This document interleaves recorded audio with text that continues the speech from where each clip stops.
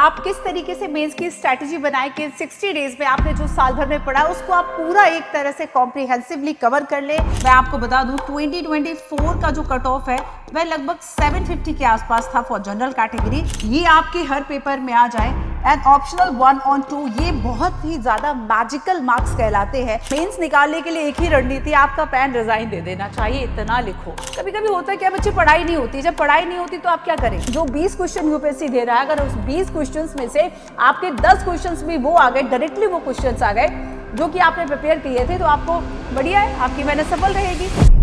अगर आप ये 25 वाला मेंस देने वाले हैं और अब आपके पास जो लगभग 60 to 65 डेज का टाइम बचा हुआ है, आप किस तरीके से प्लान करें कि आखिर मेंस में एक कट ऑफ अगर आप देखेंगे तो लास्ट मैं आपको बता दूं 2024 का जो कट ऑफ है वह लगभग 750 के आसपास था फॉर जनरल कैटेगरी एंड इसके बाद आप बाकी इस कट ऑफ को थोड़ा थोड़ा और कम कर सकते हैं 20-30 मार्क्स। तो बेसिकली फ्रेंड्स, आप किस तरीके से मेंस की स्ट्रैटेजी बनाए कि 60 डेज में आपने जो साल भर में पढ़ा उसको आप पूरा एक तरह से कॉम्प्रिहेंसिवली कवर कर ले, उसको मेंस के पर्सपेक्टिव से आप अप्लाई करना सीख ले, आप उस पर आंसर राइटिंग कर ले। तो आपकी वो स्ट्रैटेजी आखिर क्या है, हम इस पर बात करने वाले हैं। आप सभी को पता होगा कि 22 अगस्त से इस बार का मेंस है और अभी इस बार आपके पास काफी कम दिन है कि आज जब आप इस वीडियो को देख रहे हैं, आज आपके पास लगभग आधा जो जून है वह निकल गया है, ठीक है। 14 जून को आप वीडियो देख रहे हैं तो ये आपके पास 15 डेज ये रहे, जुलाई पूरा रहा एंड आपके पास 20 डेज समझिए ये रहे, ठीक है। एंड 22 से यहां पर शुरू होने वाले हैं। और अब देखिए, जो बच्चा जिसका प्रीलिम्स हुआ है, ये तो आप सभी को मानना ही पड़ेगा कि आपने लास्ट जो है वह पूरे साल जो प्रिपरेशन की है कि आपका सिलेबस एक बार कवर हो चुका है एंड सिलेबस के साथ साथ आपने ऑप्शनल जो है वह कवर कर लिया होगा। आप इन 60 डेज में इन सभी चीजों को बहुत प्लान तरीके से, मैनेज तरीके से आंसर राइटिंग की जरूरत है, बहुत फोकस आंसर राइटिंग की जरूरत है।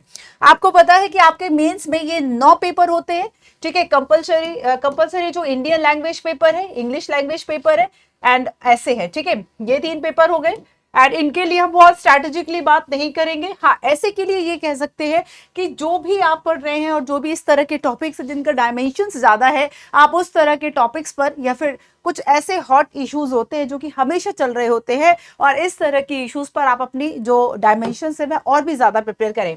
GS 1, 2, 3, 4 एंड ऑप्शनल के जो पेपर्स हैं, देखिए, एक मैं आपको बेसिक साइड बताऊं कि आपका एक जो मेन तरीका होना चाहिए कि आपके लगभग 100 प्लस जो मार्क्स हैं ये आपके हर पेपर में आ जाए एंड ऑप्शनल 1 और 2 ये बहुत ही ज्यादा मैजिकल मार्क्स कहलाते हैं कि आप यहाँ 4 पेपर्स जो कि 1000 होते हैं, चारों पेपर के 1000 टोटल नंबर होते हैं, आप इसमें लगभग अगर 100 मार्क्स भी सब में ले आते हैं एंड वहीं अगर ऑप्शनल पेपर की बात करें तो ऑप्शनल पेपर में ज्यादा आसान होता है कि इस 500 मार्क्स में आप 250 ले आए और 300 ले आए।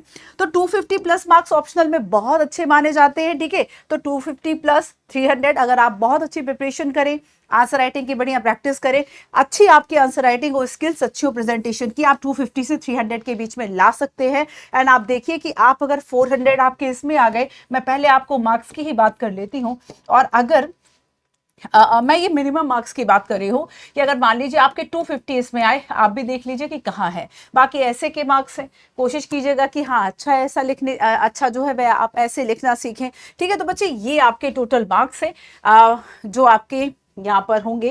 केवल मेंस के मार्क्स में आपको बता दूं 1750 होते हैं, बट 1750 में से भी अगर आप कट ऑफ की बात करें तो ये कट ऑफ लगभग 750 से 800 के बीच में है और अभी जो फेज है वो डिक्लाइनिंग ही है, मतलब कट ऑफ कम ही जा रही है, ऐसा नहीं है कि बढ़ रही हो, ठीक है।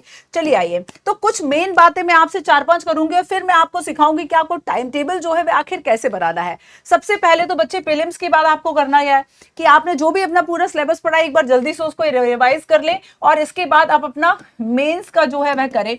मेंस निकालने के लिए एक ही रणनीति, आपका पेन रिजाइन दे देना चाहिए, इतना लिखो, ठीक है। आंसर राइटिंग मतलब आप जितनी मेहनत कर सकते हो उतनी करें। लास्ट आप देखेंगे कि जो AIR 1 आई थी उन्होंने ये कहा था कि देखो, अब मैंने एक तरह से मॉक ड्रिल करके पहले ही देख लिया था, गवर्नमेंट मॉक ड्रिल करे जब करवाए तब बात अलग है, आप अपना मॉक ड्रिल पहले ही कर लीजिए कि आपको पता है कि आप एकदम इमरजेंसी सिचुएशन टाइप होगी, आपके पास 6 घंटे हो गए अपनी पूरे साल भर की मेहनत को पेपर में उतारने के लिए, और ऐसे में आपको ये 6 घंटे आप कैसे लिखोगे, क्या आपकी स्पीड होगी, कितना आपको स्ट्रेंथ चाहिए, तो आप पहले से ही कोशिश करें कि आप कैसे एक दिन में 6 घंटे लिखें। केवल प्रैक्टिस ही इसका एकमात्र उपाय है, एकमात्र विकल्प है। तो डेली आप क्या करें कि इसके बाद आप पूरी तरह से सिलेबस को आप समझ रहे हैं। आपको बच्चों मेंस के लिए केवल याद नहीं करना है, without short notes, without answer writing कुछ नहीं होगा। Without short notes, without answer writing कुछ नहीं होगा। ये बहुत ज्यादा जरूरी होगा। जीएस पेपर आप उठाएं, है ना, 2-2 3-3 पेज की आप ऐसे क्रिस्प नोट जो है वह बनाते हैं। जैसे कि मान लीजिए आप हिस्ट्री का कोई एक पोर्शन पढ़ रहे हैं, कोई आप एक सोसाइटी का, सोशल जस्टिस का, पॉलिटी का, कॉन्स्टिट्यूशन का आप कोई एक टॉपिक पढ़, मान लीजिए लोकल गवर्नमेंट ही पढ़ रहे हैं, तो लोकल गवर्नमेंट की भी आपने इतने क्रिस्प नोट्स बना ले कि अगर आप उसको एक बार देखें तो आपको ये कॉन्फिडेंस रहे कि हाँ यहाँ से क्वेश्चन चूंकि आते हैं, बड़ा इंपॉर्टेंट टॉपिक है और आपसे बन जाए। ठीक है, इसके बाद आप क्या करेंगे, आपको आंसर राइटिंग कर दिए।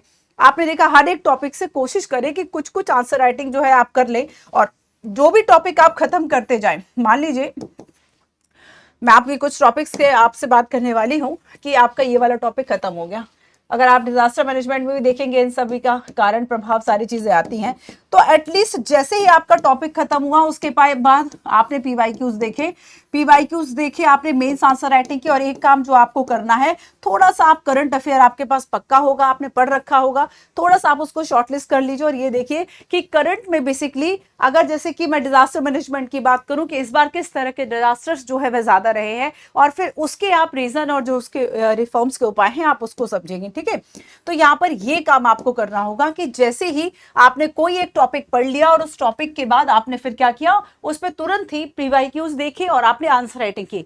पीवाईक्यूज पर प्रैक्टिस करना बहुत अच्छा तरीका है। इसके अलावा दूसरा तरीका जो है कि आप करंट अफेयर पर प्रैक्टिस कर सकते हैं।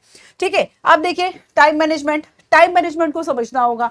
तैयारी बहुत अच्छी है लेकिन परफॉर्म नहीं कर पाए तो फिर कोई फायदा नहीं है उस चीज का। आप देखेंगे कि भाई 5 मिनट्स है, 5 मिनट्स में आपने 100 वर्ड्स लिखे, पूरा कैलकुलेटिव होना चाहिए। अब यही अगर मैं आपको 250 वर्ड्स की बात करूं, आपको 13 और 14 मिनट भी लग सकते हैं। 250 के लिए आपको 13-14 मिनट्स भी लग सकते हैं। तो बच्चे आपको करना क्या है कि अगर आप लिख रहे हैं तो लिखने के पहले आप 1-आध मिनट एटलीस्ट फ्रेमवर्क बनाएं। 1-आध मिनट आपको फ्रेमवर्क बनाना है। वही एक समय है जब आपको तुरंत सोचना है कि इसमें मुझे क्या क्या पुट करना है, अच्छा ये एग्जाम्पल्स मुझे डालने, मुझे ये करंट की चीजें करनी, मुझे ये कोट इसमें डालना है।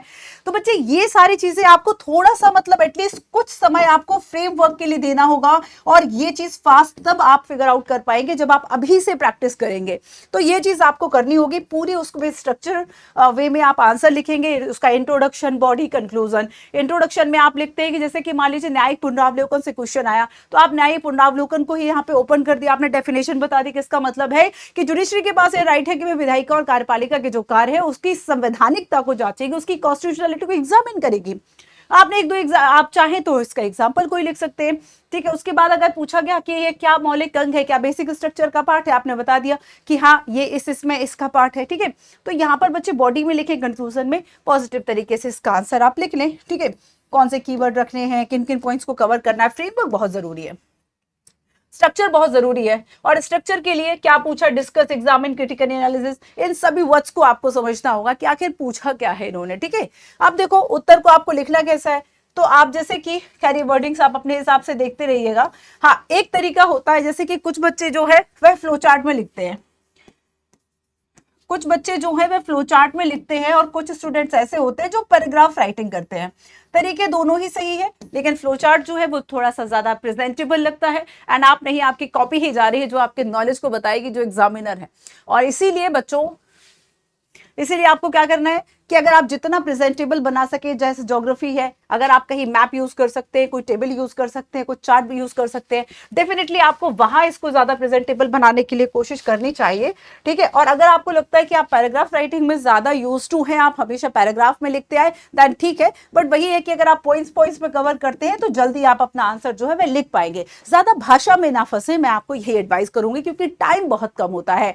अगर आप केवल भाषाओं में फंस गए, आप ज्यादा पैराग्राफ राइटिंग कर गए, तो ऐसे में आपके इंपॉर्टेंट चीजें छूट सकती हैं, आप 2-4 पॉइंट्स कम लिख पाएंगे, है ना, क्योंकि आप सोचेंगे कि नहीं मुझे तो सेंटेंस अपना कंप्लीट करना है। वही दूसरा, अगर आप स्मार्ट तरीका अपनाए कि आपने कीवर्ड्स लिखा जहां पर जरूरत नहीं थी एक्सप्लेनेशन की, कीवर्ड लिखा, आगे बढ़ गए, तो आपको बच्चे 20 क्वेश्चंस को कवर करना ही होगा, है ना। कहते हैं मेंस निकालने के लिए सबसे ज्यादा जो इंपॉर्टेंट होता है कि आप एनी हाउ उन 20 क्वेश्चंस को कवर कर ले, कुछ भी ना छोड़े, कुछ भी लिखे बट लिखाएं। कुछ भी लिखे पर लिख आए, क्योंकि देखिए एक बात आप भी समझते हैं कि एक दो प्रश्न पढ़ने के बाद एग्जामिनर को लगता है कि अच्छा मुझे लगता है कि इस बच्चे को आता होगा, मतलब एक थोड़ा सा दिमाग में माइंडसेट नहीं बन जाता। हम समझ लेते दो तीन के बाद की अच्छी राइटिंग अगर लिखी है तो इसने कहाँ ही गलती की होगी, थोड़ा सा इम्पैक्ट तो आ ही जाता है। फिर उसके बाद बस दे दिए बढ़िया नंबर कि चलो एक एवरेज कॉपी है या अच्छी कॉपी है, हम इसमें इतने नंबर दे देते हैं, ठीक है। तो थोड़ा सा ये आपको ये स्मार्टनेस का एक तरीका है। इसके अलावा कुछ राइटिंग टिप्स है आपकी कि अगर आप स्पेलिंग्स लिख रहे हैं या फिर कुछ इस तरह की आपसे गलतियां अशुद्धियां ना होती हो, तो ये सारी चीजें आप अभी तो इतने पास आपके पास इतना समय नहीं है कि आप अपनी राइटिंग सुधारें, प्रैक्टिस करें, है ना। अभी आप वही कर सकते हैं कि आपने टॉपिक्स प्रिपेयर करें, ठीक है, उन पे आज राइटिंग करें। लेकिन हाँ, अगर बाकी जो इसके आगे तैयारी करेंगे उन बच्चों से यही कहूंगी कि अपनी राइटिंग टिप्स पर थोड़ा सा ध्यान रखें, ठीक है। क्लियर है? चलिए अब देखिए थोड़ा सा एक पैटर्न देखते हुए चले कि अगर मैं आपसे 2022 की बात करूं, मॉडर्न हिस्ट्री से 35 नंबर का आया था, पेपर 1 की बात करूं, एंशियंट हिस्ट्री से 40 का आया था, सोसाइटी से 50 का आया था, ज्योग्राफी से 125 का आया था, है ना। ये कुछ क्वेश्चंस है। जीएस पेपर 2 की बात करूं, जीएस पेपर 2 में आप देखेंगे कि पॉलिटी से 110 आया, गवर्नेंस से 120 आया, आईआर से 20 आया। और समटाइम्स ये बिल्कुल नहीं है कि ये अगली बार भी इतना ही रहे, चेंज हो जाता है। आप देखो 2021 में चेंज है ना, 50 का आईआर है, यहाँ भी 50 का है, 50 का है, ठीक है। तो आप देखेंगे कि इसमें ज्यादातर आपको जो डोमिनेंस दिखाई देगा वो पॉलिटी का दिखाई देगा कि 100+ यहाँ पर रहेगा।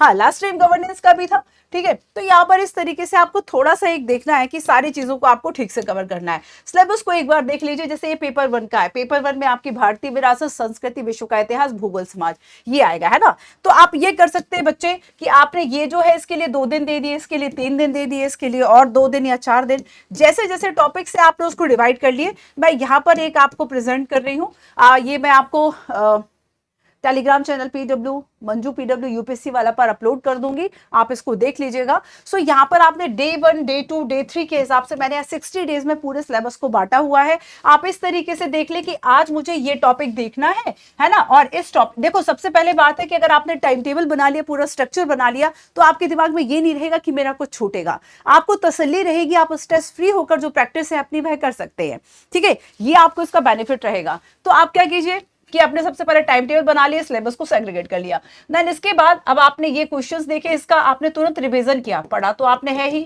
ऐसा नहीं है कि आप बुनियादी संरचना या स्ट्रक्चर, जो बेसिक स्ट्रक्चर है उसको मेंस के लिए अलग से पढ़ रहे हैं या पूरा प्रिपेयर करना है, पहले से आपका प्रिपेयर है।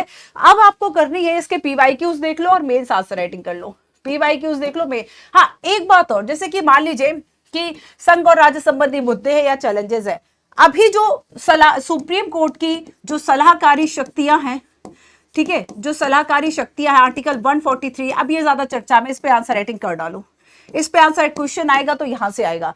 तो जो आपके स्टैटिक वाले टॉपिक है वहां से क्वेश्चन आने की संभावना कहां से ज्यादा होगी, जिसमें करंट है, बट तैयार उसका आपको स्टैटिक करना है, करंट सेम भी जा रही है, उसके स्टडी को भी आप 20-30 वर्ड्स में तैयार करें कि अगर आता है तो विद एग्जांपल आप बता सके।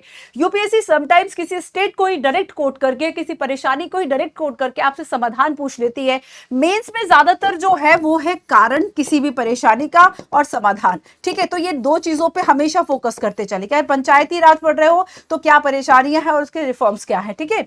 अब जैसे इस तरीके से बांट लिया आपने अलग अलग दिन, आप 8, 9, 10, 11, 16, 20, 24, 28, 32 ये सारी चीजें आपने बांट ली।